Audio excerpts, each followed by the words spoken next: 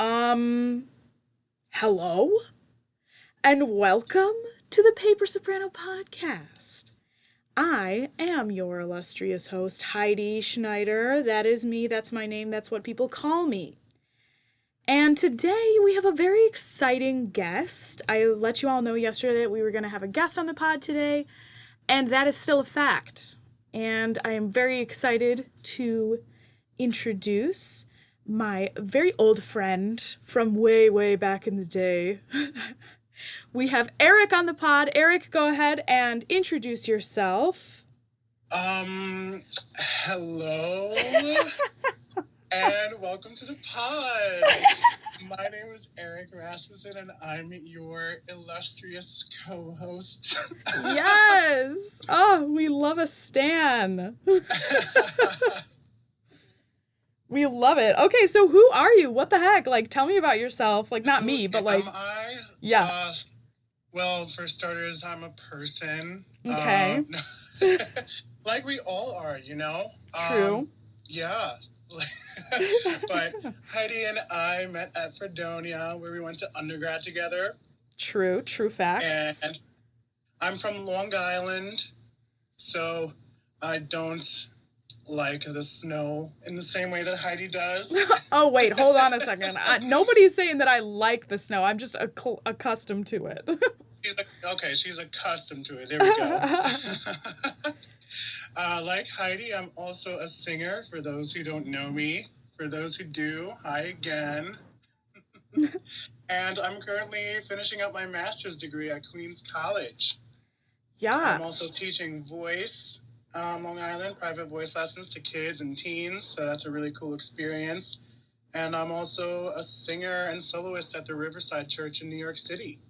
My God, you're living it up. Oh, so On paper, I guess. But you still live out on the island, right? Yeah, so I am still living at home with my parents, which I'm very fortunate, to still be able to say that, because I know not everybody can.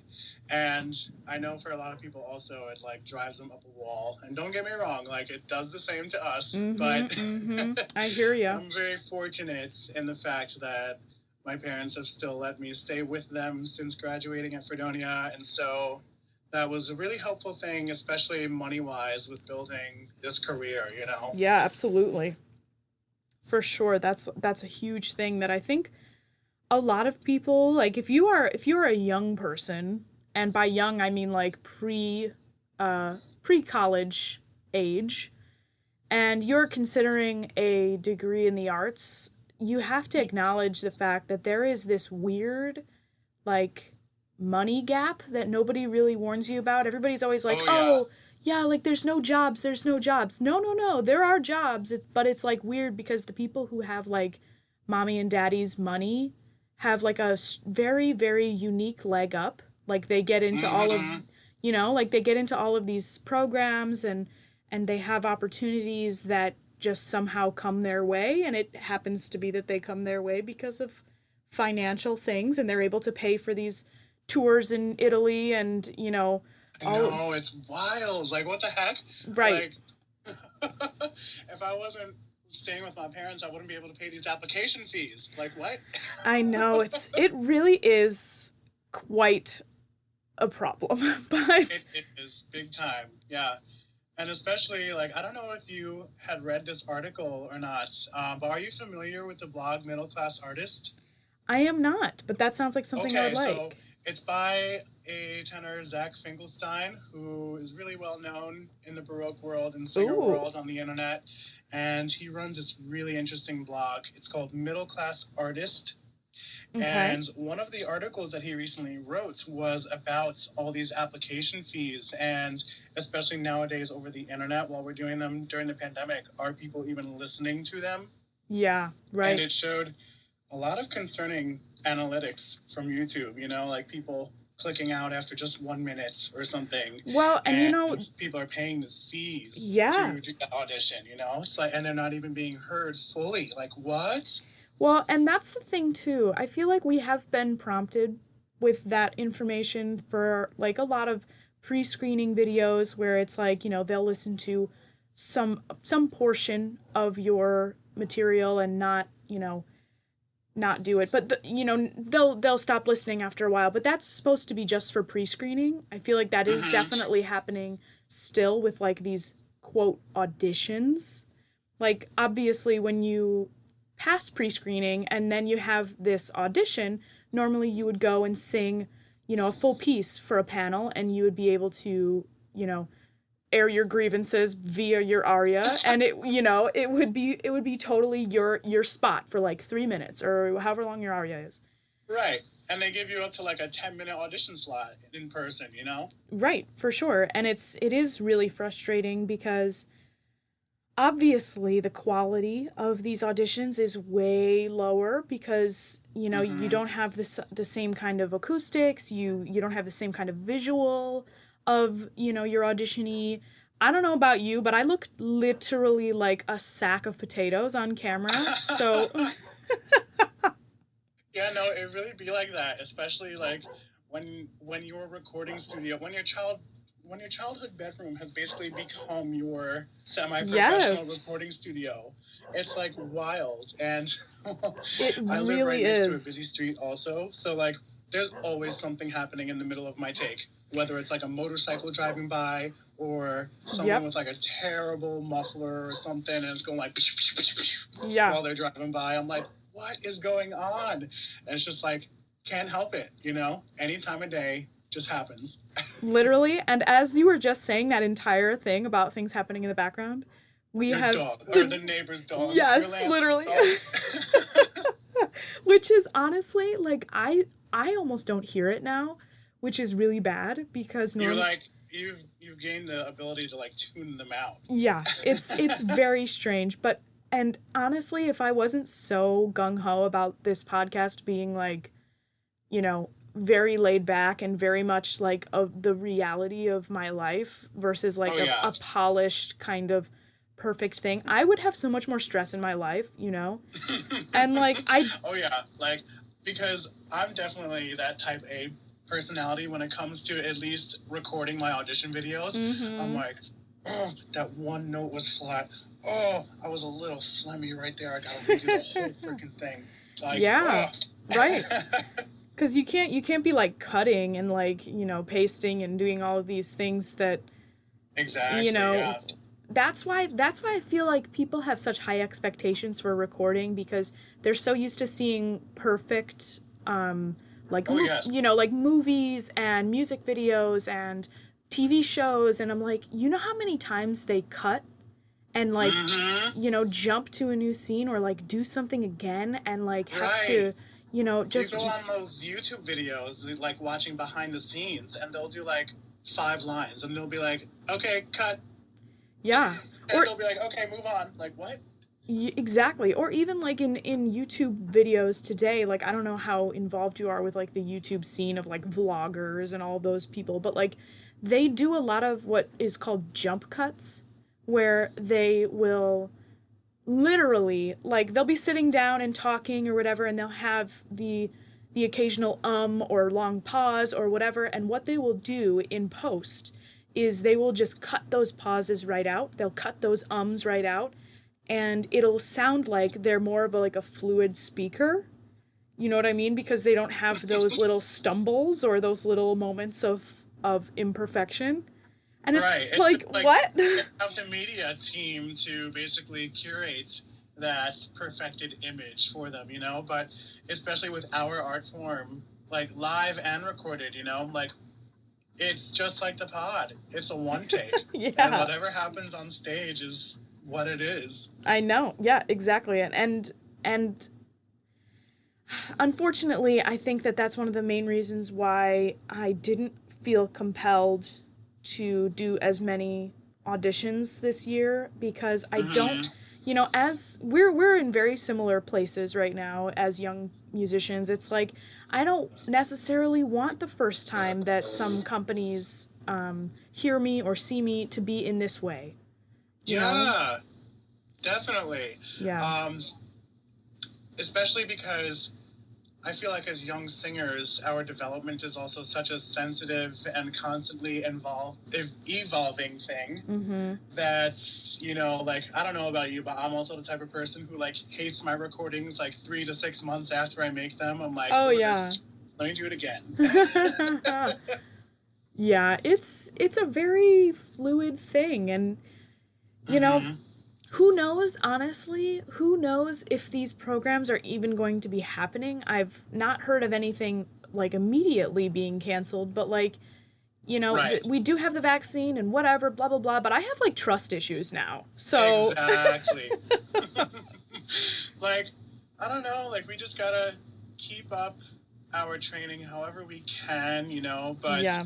the YAP industry in particular, like, I feel like it puts so much pressure on all of us because in Yes. some sort of way, like, the industry makes it look like that this is the one way, you know? And it's definitely not. You know, it's by no means an end all be all, but it sure feels like it at times, you know? Well, yeah, absolutely. I agree. And I think that a lot, like you and I, particularly right now, and everybody else who's in school, are lucky that we are still in school Oh, right now, yes. because 100%. I have friends who graduated not in May, but, like the previous year or 2 years before, and, they were out there trying to start out, which is already so hard, and then this hit, and all of COVID started happening, and it was like, oh my God, you know, so Everybody lost their gigs. Everybody yeah, lost, like,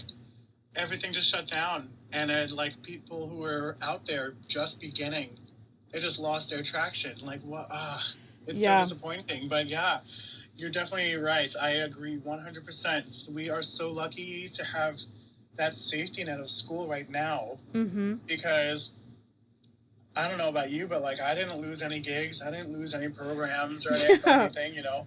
The My biggest church gig went thing, remote for the time being, and so I yes, was lucky to do that and record remotely at the very beginning of the pandemic and so forth, you know. But yeah. man, other No, it's people it's the had same it for real me. tough. I feel like it was the same, I didn't lose any large gigs or whatever. I was on the wait list for a couple summer programs, but then they all got canceled.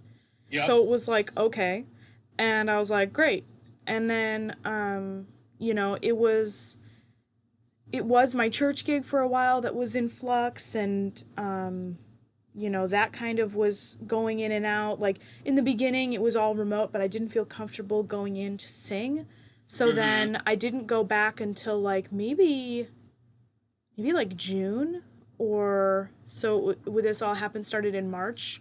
So I didn't go back until like the summer months, and at that point they were having outdoor Oh services. wow. So that was really nice, and it was a good experience. And singing the way that we sing with a microphone is such a unique thing. You know what I Oh mean? yeah.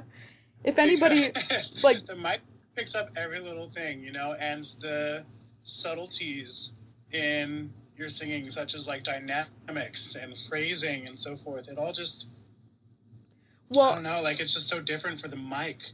yeah, and also just in general, like projection, I feel like is weird because if you're listening to this podcast and you are not a singer, what we're talking about right now is like the general technique for classical singers is to not use a microphone. We do not use amplification like in opera houses, or when you're singing if with a full orchestra. Like the expectation is that you have an instrument that is refined enough and resonant enough that you are able to sing over a full orchestra, which is a big task. So it's Yep. like, that's a big deal. And that's basically what we train for as, operatic musicians or classical musicians, whatever you want to call it. Like, that's the big idea. But then it's so funny because,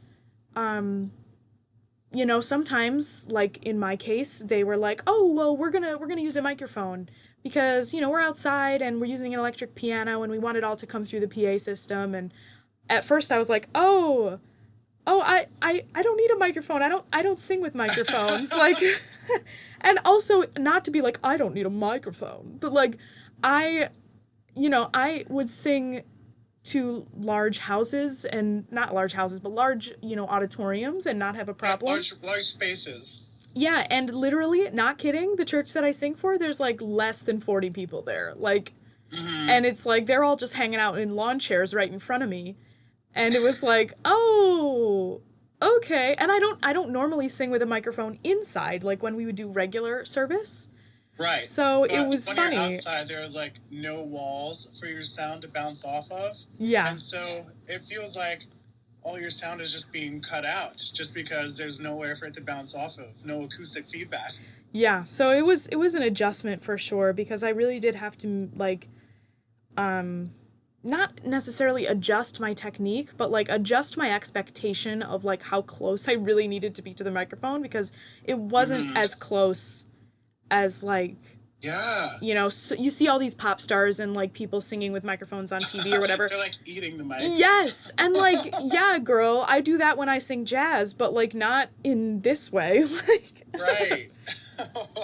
yeah, so That's how I feel. Like, that's really similar to how I've been going to church to pre-record services and quartets. And, like, yeah, the mic is just so close. I'm like, am I gonna, like, overwhelm this mic? Is it gonna, like, cut out or something? But I have yeah. to remember also, like, unlike all my at-home video recordings, I'm just the singer at church and I'm not the audio engineer. That's their job. Yeah. That's what they get paid for. Right, sure. Yeah.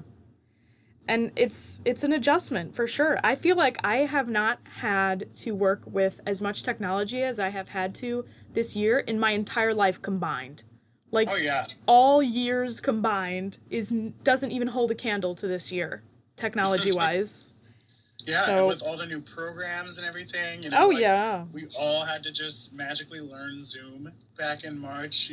Oh my God. And Yeah. now we're just being exposed to so many different ways of doing what we need to do, with all the different recording software. I remember we were talking about Audacity the other day. And like Yes. Mhm. there's also GarageBand, iMovie, learning all these programs.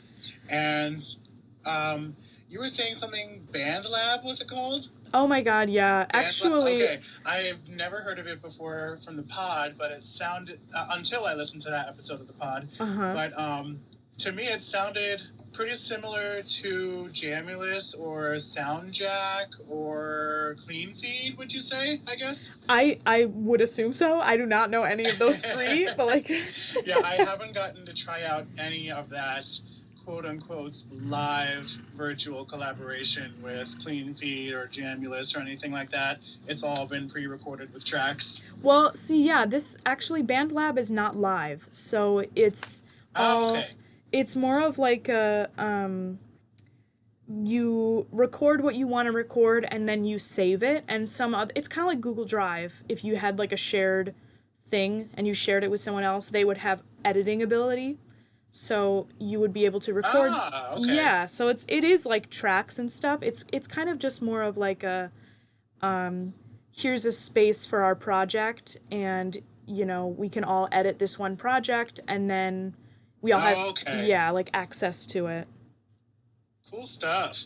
Yeah, it was really cool, and we used it for the jazz class that I was in this semester, and also Jonah, if you're listening to this podcast, I don't. Jonah Jonah is a big fan of recording like chorales, and he's done a lot of work on that, and he's like, just so dedicated and like singing all parts like some kind of Oh my god, yeah. champion. And like everybody doing those acapella videos too. Yeah, exactly.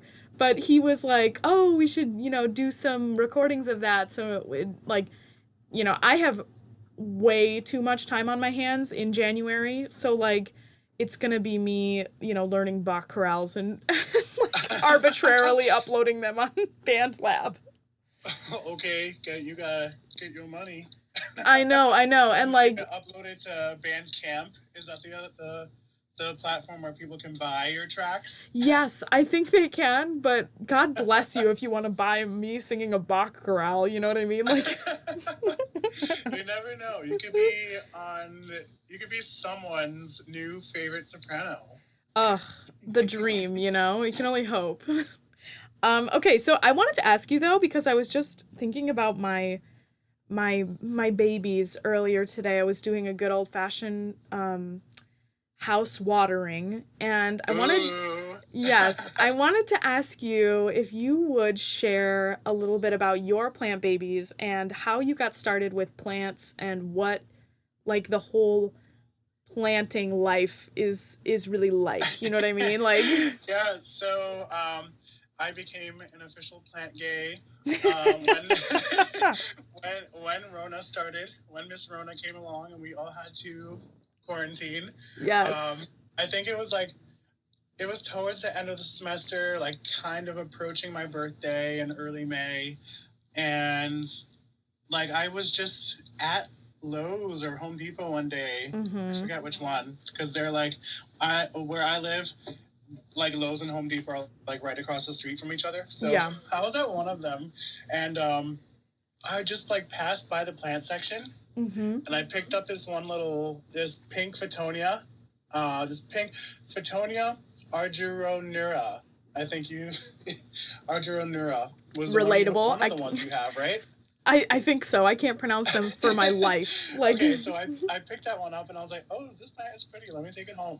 And then, I bought it and it was fun. And I was like, wait, I kind of want more plants. And I also like, it was at the same time when I started following a bunch of plant accounts on Instagram. So like whenever I scroll through Instagram, it's always just like a bunch of plant pictures now.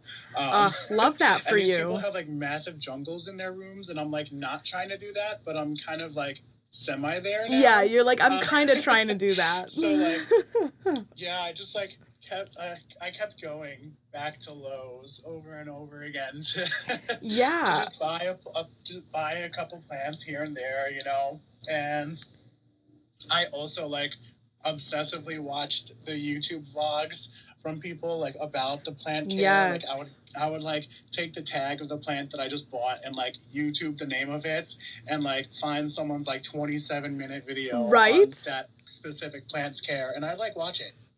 Oh my god, Because yeah. I had nothing better else to do during Rona. No, exactly. And I feel And like so there's so many people out there who are like just rock stars in terms of taking care of these plants, and it oh is yeah. so educational. Mm-hmm. We love that. It's like I personally frequent the sale section at Lowe's, and Yes. because one, I love the idea of like a rescue, you know what I'm saying? Oh Be- yeah. because I think that's so like doable, and I've done it many times where it's like you see a plant that's just not getting what it needs, obviously on the main showroom of Lowe's, and Mm-hmm. like Oh yeah, because especially during the summer, when things are getting overwatered and yeah. like they start to attract pests here and there, I Mm-hmm. actually brought home fungus gnats in one of the plants, or I guess a couple of the plants that I bought at the very beginning, and like I didn't realize it at the time, but like then I discovered which specific plants they were coming from, and I was like, okay, you're gonna go live outside now. Bye. Yeah. I I feel like I need to get one of those little like sticky things or something. But Ah, one of I mine has I like haven't little really tried those. Like I've heard they work if they're yellow or orange because the fungus yes. gnats are attracted to them. Mm-hmm. But I have been using a couple different things actually for them. Neem oil is Oh. basically an organic substance that will repel different kinds of pests, Mm-hmm. and it also has different benefits, like it helps prevent disease and other stuff in the roots. You can spray it on the leaves to clean them, and they'll really appreciate. It's kind of like a conditioner for your leaves. Oh my god, um, bougie. yeah, neem oil is great. You do have to, if you have a fungus gnat problem, you have to kind of spray it every couple days on your plants and everything. Mm-hmm. Yeah. But that's been one thing. Another thing I found really helpful is mosquito bits, Hmm. where they're just like little kernels of something that's like extremely poisonous to the fungus gnats. And basically, you put a small layer of it on top of the soil, and you water it as normal. You know, you don't overwater, underwater. You just water as normal. But the mosquito bits will break down, and they'll absorb into the soil. And so the fungus gnats will try and dig into the soil to eat whatever is in there that they like, and they'll die because of the mosquito bits. Interesting. So, 2 things I found really helpful to deal with the fungus gnats, especially because I just counted. I have like 27 plants in my room right now. Oh my god, yeah. Looking around right now, just in front of me, I have 7, which is a lot, seeing as I live in a studio apartment. So it's like, oh, yeah. Yeah, no, like all 27 of these are like in my bedroom. It's a tiny spot. yes, I love that. And I have a lot of really, really, like, I guess I would call them like plant savvy friends who are like just amazing. If you're ever like out uh towards this area, there's some really cool plant places in Port Jeff. I was tipped off by one of my friends, Ryan, about these cool little plant places, and I'm like, what the heck? Why do I not know about these? Yeah. Port Jeff is also like one of the few Long Island bar spots. I remember you were talking with David about dive bars. Yeah. And I feel like, not to segue into that, I feel like the bar scene on Long Island is very, very different. So and there are bad. a couple of hot spots here and there. Oh my god, Port Jeff is definitely one of them. It's trash out here, dude. Like It is. It is. I hate to say it, but yeah. It's just total garbage. And like I say that in such a, like it is what it is kind of way, because I feel like I could never see myself living on Long Island for more than I absolutely had to. Like I don't you know what I mean? Like I like the idea. Get out of here. Right. Yeah, like I like the idea of Long Island, but I really do feel like moving into the city is such a unique experience, and I've always wanted to have that kind of experience. And I know a lot of our mutual friends live there now, and there's a lot of people who go to Stony Brook and whatever. I'm just waiting until the universe strikes me and I have to move there. But like just like leads, like you'll get there at the right time, Yeah, for sure. But I am so discouraged by the lack of bar scene, especially, Yeah. and being in a graduate program is such a unique experience, because if you're out there listening and you're also in a graduate program, you'll understand that like everyone's kind of in a different place in their life. Like sometimes you'll encounter people who are in their 40s, or who have kids, or who are fresh out of undergrad, or there's a bunch of varieties of people who and they come from all different places around the world and whatever, and it's very diverse. And one of the things that I think we all have in common is the fact that's like, hey, we're all adults, like let's go grab a drink, you know what I mean? Like and not being able to do that out here at Stony Brook easily.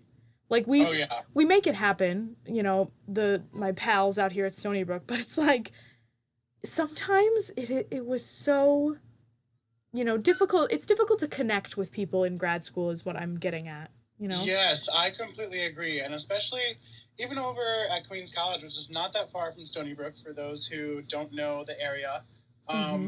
Like even as at Queens College, there aren't a ton of bars in the immediate area. There are some restaurants that you can go to with friends and so forth, But right.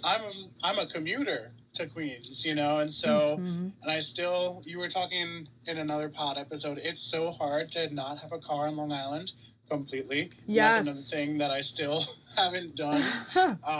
So like I'm taking the train every day to school, and then the buses, because there are no subways in Queens. Girl. And so what would normally be like a 45-minute drive down the LIE for me takes 2 hours to get to school, just one way. Oh So my I'd be God. spending 4 hours a day commuting during the before times, Yeah. and like, like so after class, I don't want to hang out with people. I want to go home because it's going to take a long time because the trains and buses are going to be all packed with people.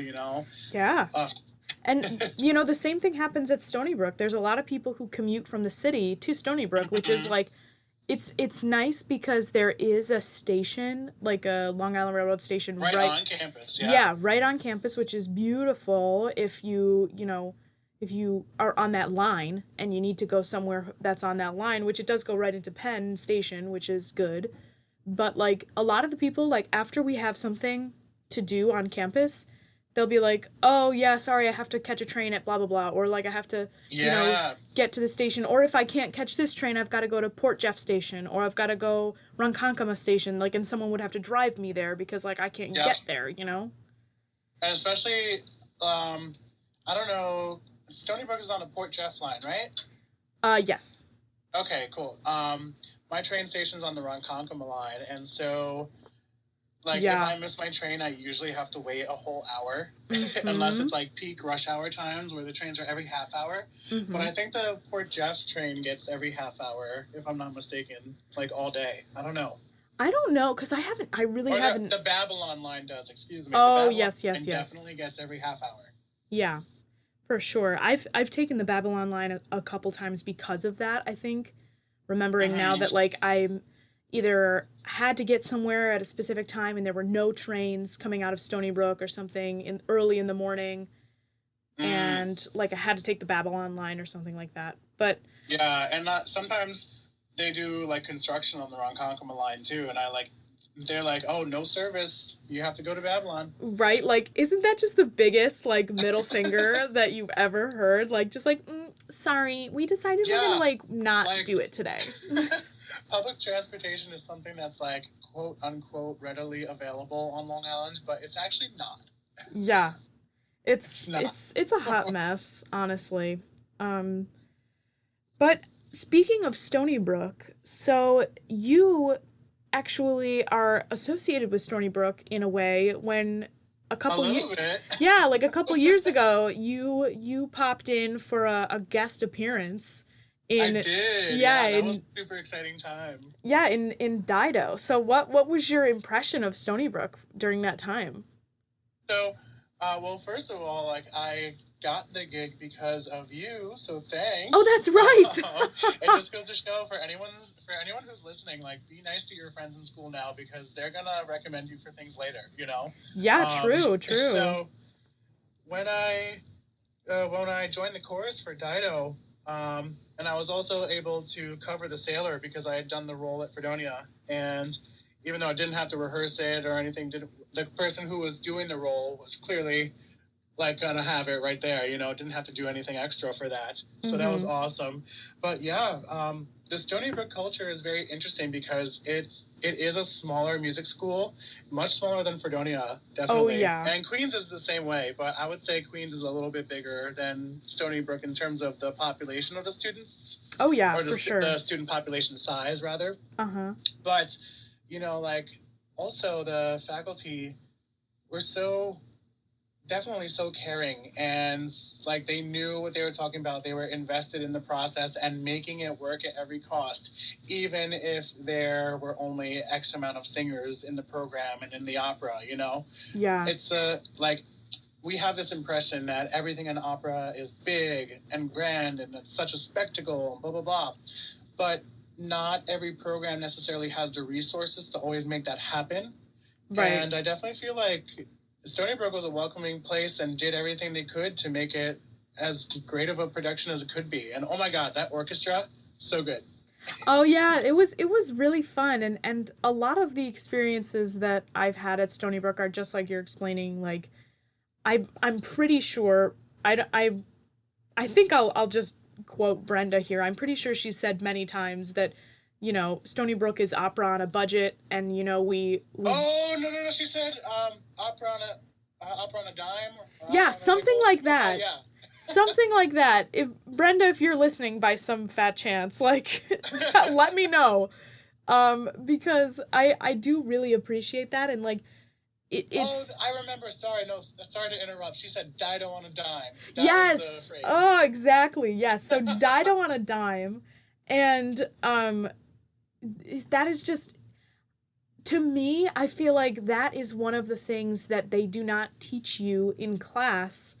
Yes. You know, we learn so much about the whole production aspect of it, but we never ever talk about how difficult it is to finance a show, you Oh know? my God, yes. And that actually brings up another really interesting conversation because one of the interesting things that we both have in common is that we were both the producer for opera scenes at Fredonia. Yeah, that's a, And yeah, for sure. like, I don't know, what do you want to say about that? It's a really interesting experience to be put in that leadership position as a student, you know? Yeah, so for anybody who doesn't know what we're talking about, basically at Fredonia, they have unique leadership opportunities for undergrad students to basically like produce one of the main events that is widely known on campus and very much, you know, well auditioned for, it's well funded, it's blah blah blah, all of these wonderful Mm-hmm. things. And they are so invested in like making sure that students have hands-on opportunities with this type of thing. They literally just like plop it in your lap. And when you are the vice president of this, I've mentioned this before on this podcast, but when you're vice president of the Student Opera Theater Association at Fredonia, you are then endowed with the responsibility of being the producer of opera scenes. Mm-hmm. So that's a big deal. And, you know, for, Huge, yeah. yeah, for me, it was a really, really big wake up call to the amount of scheduling mainly that goes into it. And just like, I was very much like, I don't want to say I was tiptoeing around, but I was very much nervous that I was going to, you know, say the wrong thing or like make a schedule and somebody would be like, no, we can't do that, or you'll have to change it, or blah, blah, blah. And, you know, it is eye opening to have to, like, you know, have to make these decisions and have to coordinate with people about costumes and about props and about when to get them and how much they cost, and we do have a budget, Mm-hmm.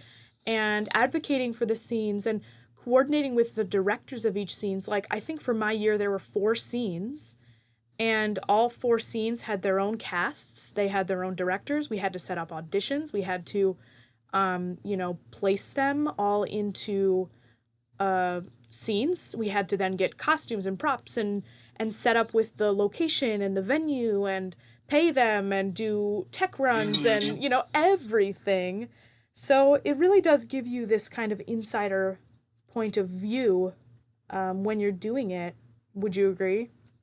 Oh yeah, definitely. Like, for me, I was really excited to take on the task because I don't know, there was just something appealing about getting to put on an administrator hat, even if just for that little bit, you know. Sure. But it definitely is a really big responsibility, and I think it's also a really good growing up experience for us too, because you know, in college, especially if you follow the traditional quote unquote path of going immediately into college after high school, Yeah. you know, you're just coming out from being a teenager, and you have a lot of growing up to do, both in the academic way and in personal ways too. Uh And huh. so, be all of a sudden putting on your administrator hat to put on one of the highlight performance experiences of the entire school year. Right. It definitely is a lot of pressure, but at the end of the day, like, I had a lot of fun doing it, and I think what you were talking about before with Stony Brook and Brenda's quote with "Dido on a dime," you know, I Yeah. think we we had a really good opportunity to be prepared for however the industry is going to evolve in the future. You know, it's not going to come back in the same way that it was, at least 100% immediately. You know, Mm-hmm. we're going to have to slowly rebuild and adapt and change different things about the industry. Yeah, for sure. And, you know, it's very daunting, and it's, if you are thinking about going into the opera world, or if you're thinking about coming into music in general, I think something that I would recommend that I have no idea about, but I know is a big, big, big deal, is learn how to apply for grants and, you know, like learn how to get on that financial level of, I have a couple friends who like have small ensembles. I'm thinking of Sputterbox being my main thing. Yeah. Yeah, and I know of them. yeah, they're a Stony Brook based group, and I'm literally in love with them. They're 100% amazing, and each one of them is such a talented musician and friend, and just stellar, Yes. stellar, stellar. But one of the main reasons why I'm talking about this is because I remember their clarinetist, Catherine. She was big on like organization and applying for grants and just getting her, you know, brand out there, and she's so up on That's all of, great. you know, like all, so up on all of the back end of what it means to have a small ensemble, while also, you know, being there on the creative side as well, which is insane Mm-hmm. to me. Oh yeah, you definitely don't get that training at school all the way, at least. No, and not at You all. might And at least get hints at it, you know, but like no one tells you how to do it. well, right. And I think another one of the things that specifically Stony Brook does a really good job of is, since it is so much graduate level learning, Yeah. and not as much, the undergrad population is a lot less. Oh So yeah, there's, Stony Brook music program is like is similar to Yale's in the sense that it's mostly a graduate school. yeah, and it is really, really very much like heavily graduate students. But what I'm getting at here is like Stony Brook creates this atmosphere that is like, hey, you know, if you are a student here, you know, you call professors by their first names because we're colleagues. You call, you know, you call on your friends to work with you because in the future you will be, you know, in the same ensemble, or you'll need something from them at that point, and like you need to work together and do ensemble work together and explore other genres. And hey, if you get a gig and you're in your doctorate program here, like that's cool. That's what we want you to do. So you can put your degree on Oh yeah. hold, and you can totally like take your time and go do what you need to do, and then come back to us and figure it out. Like they're not, you know, they're not going to stunt you from living the real life of a musician. You know what I mean? Oh yeah, exactly. And I think that's a great thing that kind of comes with being a grad student in general, you know, because your curriculum is not going to be as jam packed as it was in undergrad. You're going to have time to do things outside of school, you know? And I remember one of our coaches from the opera at school, she had asked me to sing in her doctoral recital at the CUNY Grad Center. And I had to miss a theory class because of that, you know, because it was on the day of a performance, you know? Sure. But like, it was okay at the end of the day, you know, I got my assignment done, still got my grade. Yeah. I don't know. No, I was gonna say I still got my A, but I think I got a B plus. Hey, you know, it doesn't even really matter. Like Exactly right. so like that's something that I think is very different, especially different than undergrad, and especially both of us coming from Fredonia. Fredonia was such an unbelievable workhouse of, Oh you know, yes. pumping out these like really, really well acclimated musicians. And the way that they did that was, it was unbelievably structured and insanely jam packed. Like you'd be taking multiple classes per semester that were for 0 credit, and you'd have, you know, you'd have like 12 classes but only like 9 credits or something. Right. And yeah, like or you'd be like jam packed at 18 credits, but you'd be taking like 20 classes, not 20 yeah. classes, but Well, and honestly, enough. yeah, it was very, and no shade at Fredonia, girl. Like, you know, you're my one true love, but like I Fredonia was intense. intense. And Oh yeah. I am taking like a good number of classes now at Stony Brook, but I can't even tell you how different it is being an undergrad than being a doctoral student, because the level of work is more refined and higher. There's higher expectations in a Mm-hmm. doctoral class, obviously, and you meet less per time per week or something, but you'll meet for like 3 hours once a week. Oh yeah. Whereas like in undergrad, I would have like 6 classes a day, and they would all be for like 45 minutes. Like, Yup. Oh boy, that yeah. Like I think I think we can definitely both agree, and probably other people listening on the pod too, that like just the intensity of the program at Fredonia definitely prepared us to continue learning, you know. yeah. And I guess that's the goal of the place, you know.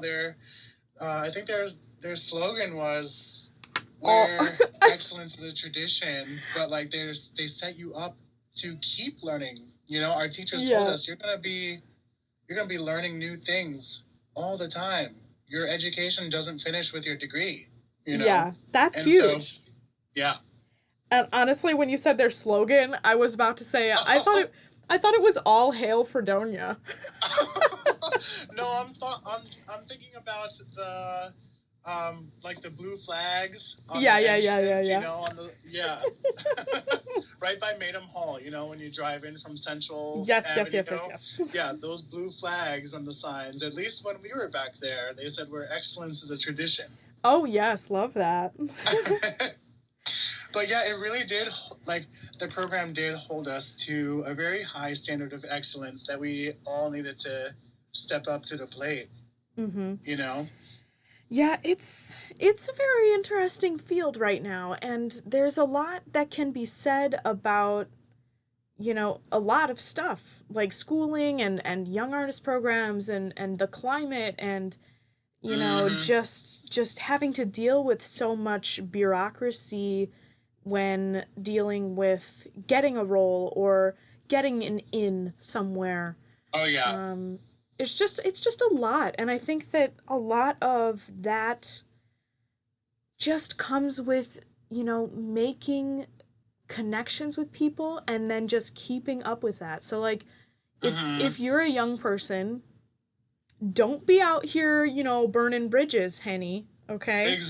You know? Exactly. Like, and like and don't be the kind of person who doesn't, send an email every once in a while or just says like even just today I was having a very Hallmark moment, and I was writing some Christmas cards while there's a big storm happening here on Long Island and it's snowing, and I'm like writing our one these. big storm of the year. Right, yeah, exactly. But so I'm sitting here writing these cards, and I'm trying to think in my head, obviously after I have written to like my family and friends, I'm like, some of my mentors who I know are the types of people who would appreciate a card. Like something Brenda has taught me is you can never go wrong with a thank you card. Like Mm-hmm. you can never go wrong with like a token of appreciation. Like if you stay at somebody's house for a young artist program, or if have to go out to dinner with someone, or you have to advocate for your program in some way, and they drive you somewhere or whatever, do it in a very humble way, but like there is nothing that is going to be against you if you write a simple thank you card and just say, "Hey, I really appreciate this." And don't like, put your business card in it or anything, but like, not trying to Right. be pushy, but like showing genuine appreciation for people and things that are in your life is like something that we as musicians who are always struggling, climbing to get to the top, it's like you have to just Mm-hmm. stop and smell the roses sometimes, and that's going to be really what gets you to where you want to be. Oh yeah, big time. And like maintaining a connection with the people who have helped you get to where you are, you know, it can also be as simple as like giving them a like or a love or something like that on Facebook when something really Yeah. exciting happens to them, or, you know, But you're right about cards. You know, there's always just something so special about something handwritten and physical that you can hold and touch. You know, Yeah, um, for actually, sure. one of my Fredonia friends, Danielle, she's a bass clarinetist, Mm-hmm. and she was like one of my first friends at Fredonia. We still stay in touch nowadays because she'll just like randomly send me a card with a wax seal Oh my on it, God, like in the mail, literally. and like it'll just have like a little joke and a greeting inside, you know, and it like always makes my month, you know, Yeah, I like literally it's like the highlight. I literally have a wax seal in my hand right now. Like Yes. I They're so beautiful. I know, and it has this really beautiful S on it, and it's just like this little gold stamp, basically. And I have these like weird little candles that you melt and you put them on there, and it's like I can't even tell you. There is something very special to me about writing a letter and then putting a wax seal on it. I feel like I am in Oh like, yeah. It's like medieval medieval. times. Like, yeah. So it's like it's fun for me too. I love stationery. I'm a loser, okay? Like everybody just needs to deal with I it. think Like that's why you called it the Paper Soprano because no, because like I was thinking also like you are just such a physically organized person. I remember all the time at Fredonia, like you'll have your planner and you'll have everything so organized, all the yes. papers and everything. You know, you'd never not know where something is. That's your Oh. Virgo showing. Oh my god. And I totally get it because because I'm a Virgo rising, and so like Uh-huh. there's an aspect of me that's like that as well. So like I totally get it and I appreciate it. You know that mental organization. Oh my god. Yes, I was just talking to one of my friends who's very into astrology. She's amazing. She didn't go to Fredonia. We went to high school together, but um she and I are both Virgos, and I am actually a Virgo on the very first day of Virgo season. Mm-hmm. So like literally like the very first day it turns Virgo on August 23rd is my birthday, and we have like I don't know, she's really into it and I really don't know what I'm talking about, so maybe someday she'll be on the podcast and be able to explain it. But like she said that we share like her and I share like 11 out of 16 of like the astral circle like Like the the major houses yes, or yes, yes, the yes. signs, yeah. Oh, Which that's pretty cool. yeah, she was like cuz we have been friends for a very long time, and we are the kind of friends who we'll be able to pick up on a phone call, and like a couple days ago we did, and we were on the phone call for like 2 hours, and it was just like we had never not done that every day.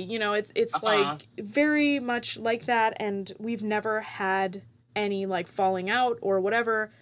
Mm-hmm. And um Like sometimes, like, okay, so for anyone who's listening right now, who's probably just thinking, "Oh, they're talking about astrology. Time to turn it off." No.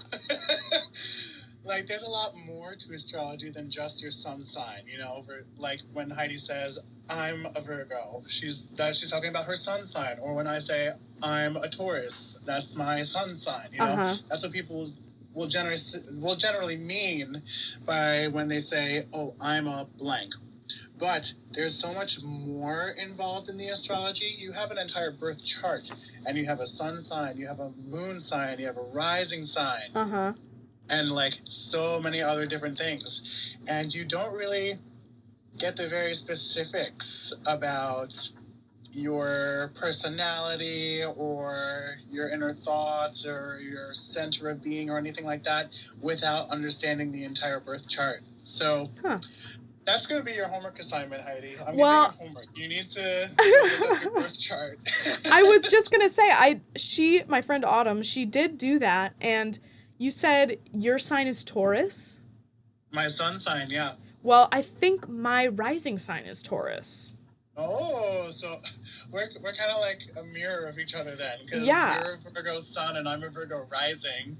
that's funny, because like I honestly, and to anybody listening, like you can take whatever you want from anything and like take it and just like if it inspires you or if it moves you, great. We have Yeah. too much BS in the world to like just be like, oh, whatever, like that's weird. Like if it moves you or if it speaks to you even for just a minute, you don't have to like, buy into it or like you have to start selling crystals or something. Like, you know, it's just a fun little thing for me. This is how I view it. Like I think it's interesting and I think that, you know, planets are interesting and if people find spiritual attachment to anything in the world or in the Mm-hmm. universe, like power to you, dude. I think that's really cool and I think the Oh universe yeah. in general is very spiritual. So like, yeah, whatever. And And for me at least, like I started getting into astrology a lot towards the later end of college, and that's around the time when I found out my birth chart as well. But uh-huh. like after I did read it, and it takes a really long time to read. Like, don't get me wrong, you're gonna sit there for like an hour and like just digesting this information. But like, it really helped me find clarity in certain aspects of myself and my personality and the way that I am and the way that I seem to the world or something, you know. Mhm. And I found a lot of healing and personal progress in that as well, you know. It's Well, definitely yeah, and not a replacement for therapy. Go to therapy, definitely. oh my But god, yes. yeah, because that makes a huge difference too, you know. But Right. at least with the astrology, I've definitely found a lot of clarity and inspiration from it. Yeah, and if you find that is something in your life that you're looking for and that can be something that will fill that for you, like I am so supportive of that and like Yes, just like other people are with like the Enneagram test oh or my like god, whatever yeah. else. I'm Like just thinking of things. I don't like know. yeah, like if you take like not to put this up against like BuzzFeed quizzes, but like if you take quizzes or if you take like the Myers-Briggs personality test or like you put yourself into some kind of category like you call yourself an introvert or you call yourself you're very much a talkative person or you're very, whatever.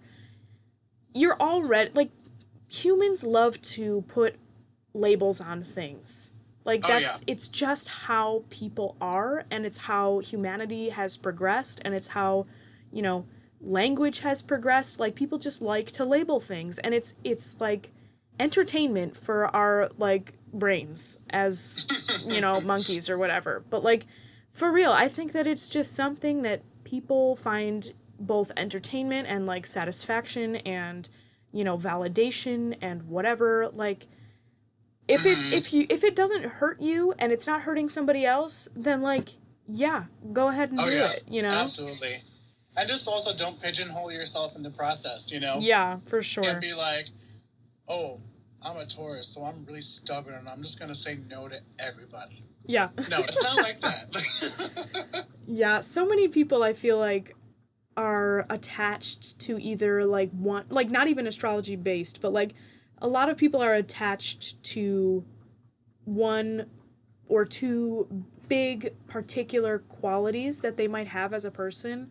And it's like you have to be able to look at yourself and be like, while yes, I am stubborn or I am X, Y, and Z, like taking the time in any aspect of your life, like whether it be through music or through your job or whatever you do, just analyzing yourself and looking at yourself from an outsider perspective and becoming the observer versus like the person who's emotionally affected by it and like, being the Mm-hmm. person who lives through it, becoming the observer is really something that is beneficial to I think everyone. And if you go to therapy or if you practice meditation or something like that, a lot of practices I feel like will ask you to look at yourself and to Oh yeah, evaluate definitely. your choices in life, and that's huge. Absolutely, yeah. You have to ask yourself those questions too, because otherwise, how else are you gonna keep growing? Right. Yeah, absolutely. Also, I'm literally just looking at the time. We're almost at an hour, killing it Oh right my now. goodness! Wow, Um, the time goes so fast when we're having fun. I know, I know. Gotta love a good chat. I'm literally living for these daily chats that we're all doing here on the pod, and Yeah, like I remember texting you a couple days ago. Like, for anyone listening, I was telling Heidi I am the type of person who does not give up about podcasts. Like, I don't listen to them at all. But, like, I've listened to every single episode of the Paper Soprano, and it's become a thing. Like, I'm actively waiting for the next episode now. I don't know what it is. Like, maybe it's just because I know Heidi, and so the podcast is, like, actually interesting, or I don't know what it is. Well, I thank you so much for being my stan in this world, and you're such a great support, and I appreciate it so much. And I am gonna cut us off here, but like for real, this has been a wonderful chat, and I really appreciate you coming. Yeah, so much fun. Yeah, I appreciate you coming onto the podcast. It's been great, and thanks for having me. Of course. Yeah. So if you are interested in checking out anything that Erik is involved in or doing right now, I will post all of his tags and social medias and whatnot in the bio of the video and on the post that I will be posting on Facebook. So do check him out. And yeah, thanks so much for being on the podcast, Erik. Thanks so much for having me, my friend. It was so great chatting with you. Oh, love it. And you, listeners, if you are out there and you want to also have a chat on the podcast, feel free, girl. Let me know. Hit me up, and I will hook you up, and we will have a good old-fashioned chat right here on the Paper Soprano podcast. This has been episode 14, I believe. Wowie zowie. It has been a time, and I appreciate you all listening so much. Thank you for being here. And give this video a like if you liked it, and support the podcast by spreading the word about it if you feel so inclined. And yeah, thanks so much for being here, you guys. I will talk to you tomorrow. Bye!